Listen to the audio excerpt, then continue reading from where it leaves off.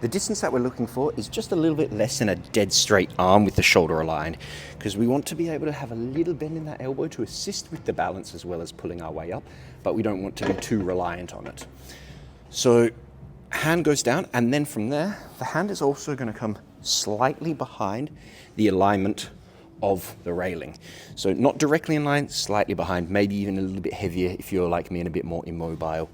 And this is less important for this initial stage, but it's going to get us used to how we need to pull our way through to be able to pull the hip back on top of the shoulder in the later stages. We're going to start in the assisted straddle one arm rather than pulling our way from the bottom, just because it's an easier place to get used to the mechanics of the movement. From there, we need to get used to having excessive tension in the glutes and the hip flexors.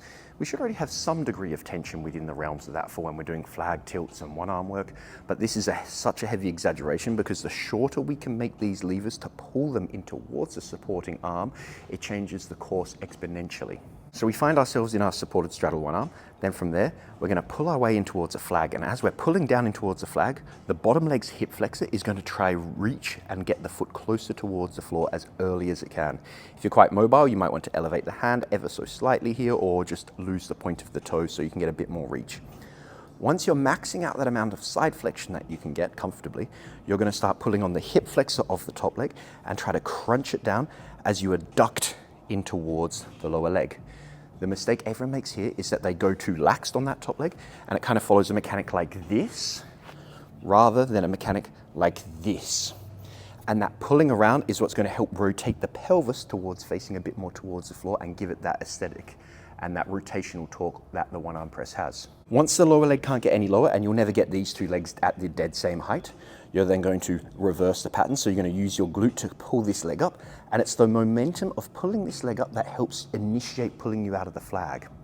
So we don't want to get the leg all the way up and then flag our way out, because this is just pulling out of a flag. We want to get used to pulling out of a press.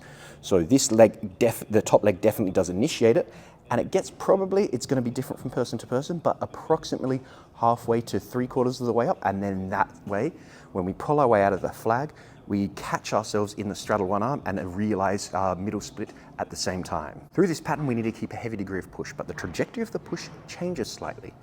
Because when we go in towards our deepest flagging shapes, it's natural that we lose some elevation because the lat is a scap depressor, and that helps pull us in towards a more severe angle. But what we don't want to lose is that medial pull of the scap pulling the shoulder towards the jaw. So that distance can change, but we're not trying to kink the elbow out to the side and lose the elevation. We're trying to keep that pulled in as we pull in towards that crunch with maybe a little scap depression.